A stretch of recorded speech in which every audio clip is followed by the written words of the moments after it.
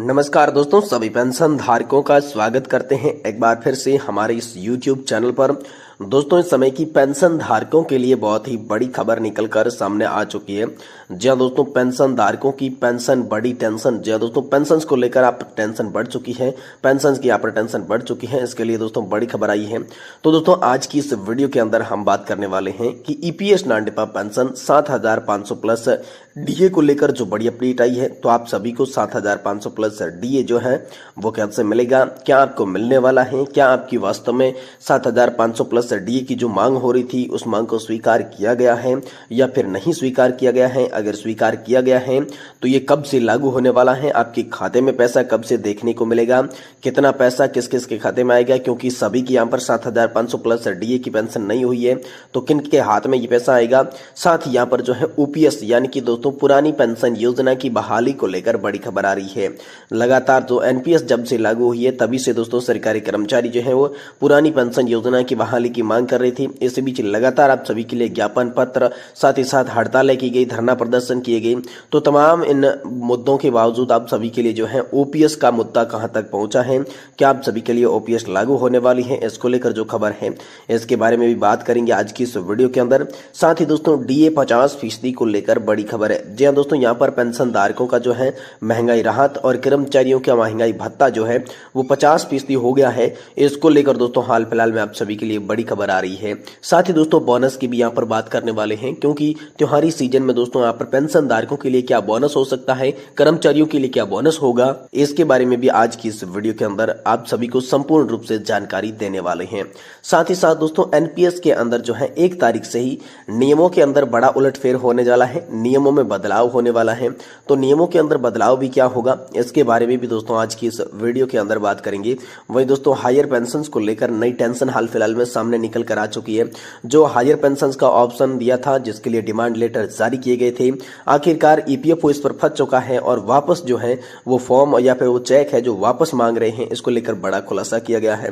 इसके बारे में भी आज की इस वीडियो के अंदर बात करेंगे। और ईपीएस नॉन डिफा पेंशन धारकों के लिए यहाँ पर जो है पेंशन बढ़ोतरी के होने के नहीं होने के कारण जो सरकार है, जो ईपीएफओ है, उसको लेकर बड़ी बात कह दी है। इसके बारे में भी आज की इस वीडियो के अंदर बात करेंगे। यानी कि पेंशन धारकों से जुड़ी तमाम बड़ी खबरों को आज की इस वीडियो के अंदर देने की कोशिश करेंगे।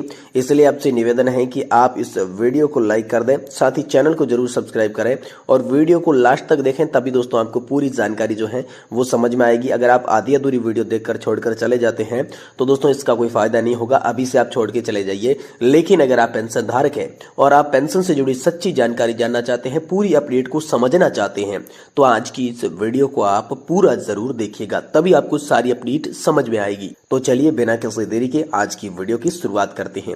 देखिए, सबसे पहले बात करते हैं दोस्तों ईपीएस नॉन डिफा पेंशन धारकों के लिए 7,500 प्लस डीए को लेकर क्या बड़ा अपडेट निकल कर आया है। जी दोस्तों, आप सभी लोग जानते होंगे कि यहाँ पर जो है ईपीएस नॉन डिफा पेंशन के तहत जब से ये पेंशन योजना लागू की गई थी तब सरकार ने इस पेंशन योजना के कई सारे फायदे बताए थे, जिसमें कहा यह गया था कि ये जो है पुरानी पेंशन सिस्टम से भी 10 गुना ज्यादा अच्छी पेंशन योजना होने वाली है, जिसमें दोस्तों यहाँ पर अच्छे सपने जो हैं वो यहाँ पर प्राइवेट सेक्टर में चाहे काम कर रहा हो चाहे सरकारी नौकरी कर रहा हो उन लोगों को दिखाई गई, जिसके तहत एनपीएस योजना को लाया गया था। और यहाँ पर ईपीएस योजना के तहत दोस्तों यहाँ पर जो है पेंशन का प्रावधान किया गया। लेकिन दोस्तों यहाँ पर जब 2014 में संशोधन किया गया था तो ईपीएस नॉन डिफा न्यूनतम पेंशन जो थी वो 1,000 रुपए के बेसिक पर रखी गई थी। लेकिन 10 साल बीत जाने के बाद भी अभी तक जो है इस पेंशन का रिवीजन नहीं हुआ है, पेंशन में बढ़ोतरी नहीं हुई है। इसी को देखते हुए पेंशन धारक लगातार मांग कर रही थी, धरना प्रदर्शन कर रही थी कि न्यूनतम पेंशन जो है वो 7,500 रुपए की जाए। और साथ ही साथ जो पेंशन धारक थे वो मांग कर रहे थे कोश्यारी कमेटी की रिपोर्ट पर अमल किया जाए। यानी कि जो भाजपा ही संबंध रखते थे भगत सिंह कोश्यारी, उनकी अध्यक्षता में एक कोश्यारी कमेटी बनाई गई थी। उस समय उस कमेटी ने एक रिपोर्ट सौंपी थी जिसके तहत पेंशन धारकों को 3,000 रुपए की न्यूनतम पेंशन, उसके साथ महंगाई भत्ता और अन्य लाभ जोड़ के दिए जाएं। ये दोस्तों भगत सिंह कोश्यारी कमेटी की रिपोर्ट थी। तो भगत सिंह कोश्यारी कमेटी की रिपोर्ट के आधार पर भी देखा जाए तो हाल फिलहाल में पेंशनधारकों की पेंशन जो है भगत सिंह कोश्यारी कमेटी की रिपोर्ट के आधार पर 7,500 के साथ साथ डीए और साथ ही मेडिकल सुविधा यहाँ पर जो है मिलती है। उस हिसाब से जब वो 3,000 की थी, लेकिन अब यहाँ पर इस हिसाब से यहाँ पर जो है 7,500 पेंशन भगत सिंह कोश्यारी कमेटी की रिपोर्ट के आधार पर ही बन रही है। इसलिए लगातार जो पेंशन धारक है वो भगत सिंह कोश्यारी कमेटी की रिपोर्ट को लागू करने की मांग कर रही है। और साथ ही में दोस्तों आप सभी पेंशन धारकों के लिए संघर्ष में आई नेशनल एजुटेशन कमेटी यानी कि राष्ट्रीय संघर्ष समिति, जो कि पेंशन धारकों की 4 सूत्रीय मांगों को लेकर लगातार प्रदर्शन कर रही है, लगातार धरने दे रही है। और इसके जो मुख्य कमांडर है अशोक जी रावत, उन्होंने बीते कुछ दिन पहले कहा था कि ईपीएस 95 पेंशन धारकों को ज्यादा कुछ नहीं चाहिए, उनकी न्यूनतम पेंशन चाहिए 7,500, जिससे कि परिवार का गुजर बसर किया जा सके। और साथ ही साथ उन्हें जो है अच्छी मेडिकल सुविधा चाहिए, यानी कि 7,500 प्लस डी के साथ साथ मेडिकल सुविधा को लेकर लगातार मांग हो रही थी। लेकिन सरकार ने यहाँ पर आप सभी के लिए कोई भी निर्णय नहीं लिया। लोगों को उम्मीद थी कि आचार संहिता से पहले यहाँ पर जो है निर्णय होने वाला है, लेकिन ऐसा कुछ भी नहीं हुआ।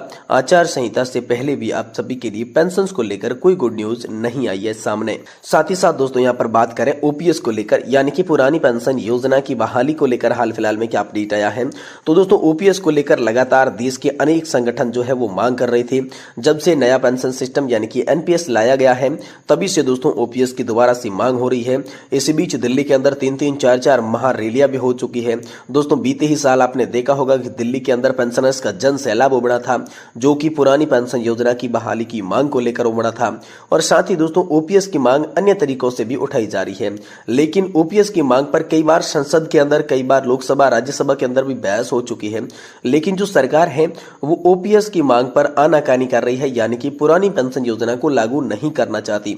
इसी में दोस्तों एनपीएस के अंदर बदलाव किए जा रहे हैं, जिसमें गारंटीड रिटर्न्स के तरीके खोजे जा रहे हैं, लेकिन ओपीएस लागू करने की बात कहीं पर भी नहीं कही जा रही है। साथ ही दोस्तों बात करें आप सभी की डीएनएस अलाउंस और डीएनएस लीव की, तो दोस्तों गुड न्यूज आप सभी केंद्रीय कर्मचारियों के लिए निकल कर आई है कि डीए जो है वो आपका 50% होने वाला है।